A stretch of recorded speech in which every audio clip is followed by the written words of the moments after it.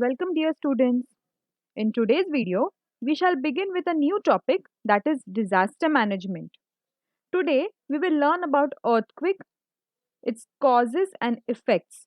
So let's begin. Before we begin, let's understand what is disaster. We already have studied about it in the previous standards. Disaster is a sudden event that causes large scale damage to life, property, and social aspects of a nation or society. Now, as we know what is disaster, there are types of disaster. We have natural disaster, that is earthquake, floods, landslides, storms, etc., which occur naturally. Whereas we even have man-made disasters like war, bomb blast, etc., which happen because of humans. Last year, we have introduced various natural calamities and disasters. This year, we are going to study about earthquake and some more natural calamities. So let's begin. Sudden vibrations on the earth and shaking of the earth's surface or ground is called as earthquake. These cause seismic waves leading to movement of the earth's surface like tremors, shaking, or it goes up and down. Seismic means enormous proportion. Okay. See, I've even shown you all this picture just for the reference. The shocks and waves formed in the interior of the earth spread on the surface in all directions. The central point of earthquake is the point above the epicenter on the earth's surface. Strong convulse or waves at first reach to the epicenter, therefore major loss occurs near to that area. Now epicenter, the point on the earth's surface vertically above the focus of the earthquake. See, you can see the red circle there, that is the focal point, and exactly above that vertically we have epicenter, that is the main point of the earthquake, and from there we get the seismic waves. The yellow circles which you all can see, those are the seismic waves, and major destruction happens in the center, that is epicenter. That is why there is a lot of major loss happening. Shocks occurred due to an earthquake can be mild or intensified. On the earth, mild earthquakes occur in a large number than the intensified. Every day, earthquakes are noticed at some or the other places on the earth. According to the observation of National Earthquakes Information Center, every year nearly 12,400 to 14,000 earthquakes occur on the earth. From this, it is noticed that earth is continuously vibrating. Now, when this earthquake occurs, to measure whether it is a mild or an intense earthquake, we have a machine. So the machine used to record the earthquake is called seismograph or seismometer. The accentuation is measured in Richter scale. See, it looks something like this. We have vertical as well as horizontal. And this is one of the mathematical measuring unit. Now let's look at the causes of an earthquake and the effects on an earthquake. We will first begin with the causes of an earthquake. Volcanic eruptions, stress on big dams on the earth leads to earthquake as there is a lot of pressure on the surface. Then we have mining, underground atomic test. Do you all know what is mining? It is extraction of minerals or materials from the earth. So because of that also a lot of pressure occurs on the surface or even underground leading to earthquake. Then number 5, we have water percolates through the cracks of the earth.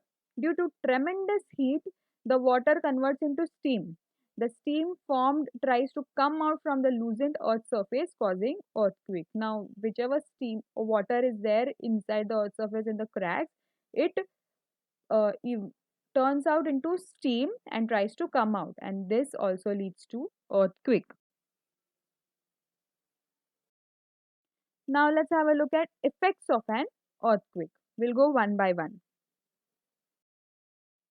First, we have loss of human beings, wild animals, and pets. Economic loss at large scale, that is, electric poles, pipelines, houses, buildings, roads, railway tracks, everything is destroyed.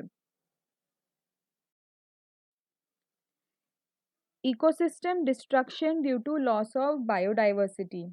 Then, direction of the flow of rivers, streams also changes because of the vibration and the even cracks happening on the surface. Because of earthquake, there is a possibility of fire in cities, and this possibility increases. If there is an earthquake at the bottom of ocean, it may create tsunami waves and thereby large scale destruction of coastal region happens. Now, as we already saw the causes and effects of an earthquake, we even have to know what precautions we have to take at the time of an earthquake. So, if you are at home, then do not get scared, and instead of running here and there, stand still at one place. Either sit down on the floor or below the bed or any other furniture and cover yourself until the movement of earth stops.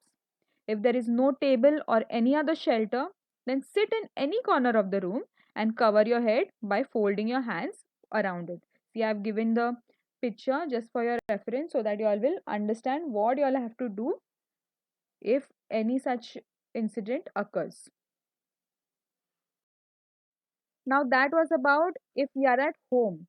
If we are in any vehicle or outside the house, then park your vehicle at a safe place and sit inside it. Do not wait near or below tall buildings, trees, or electric poles. Why? Because of the shaking of the earth, the buildings may collapse, the trees may fall off. So it is very dangerous. Apart from those precautions, we even have to avoid doing following things during an earthquake. Avoid using lift in a multi-storied building, instead use staircase. Now, when an earthquake occurs, there is a possibility of short circuit or building collapsing or anything as such. So, if a short circuit happens, the lift may not work and you all will be stuck in the lift. So, rather use a staircase. Do not sit in discomfort for long. Do some physical movements. After the earthquake, there is a possibility of fire. Hence, to avoid it, carefully switch off the main electric supply. Do not use candles, lantern, or matchbox. Instead, use torch or battery. Earthquake resistant or proof buildings. The constructions which do not get damaged due to the earth movement upon a certain limit are called earthquake resistant buildings. Now, nowadays, many buildings are earthquake resistant buildings. During the construction itself, they undergo such type of construction that the building can hold the power or do not just fall off after a minor or even a intense earthquake. So, to construct tall buildings, Indian Standard Institute has made some code of conduct. Buildings are constructed as per IS 456 and earthquake resisting constructions are performed as per IS 1893. This is the criteria for earthquake resistant design of structure, and IS 13920, that is ductile detailing of reinforced concrete structures subjected to seismic forces. Now all this is what there is proper criteria upon how the buildings should be constructed. Now we can nowadays we see many tall buildings or multi-storied buildings are being constructed. So a normal person may think that if an earthquake occurs, this building may fall off, but for that reason only, such earthquake resistant buildings are being constructed. So all the precautions are already taken. Advanced technology is used for earthquake resistant construction. To get prior information about earthquake, modern equipments like laser ranging, very long baseline, Geiger counter, creep meter, strain meter, tide gauge, tilt meter, volumetric strain gauge, etc. are used. So these are the instruments, modern instrument to get prior intimation about earthquake. That's it for this video, students. I hope you all understood whatever I tried to teach you all. We will continue with the next topic in the next video. Thank you.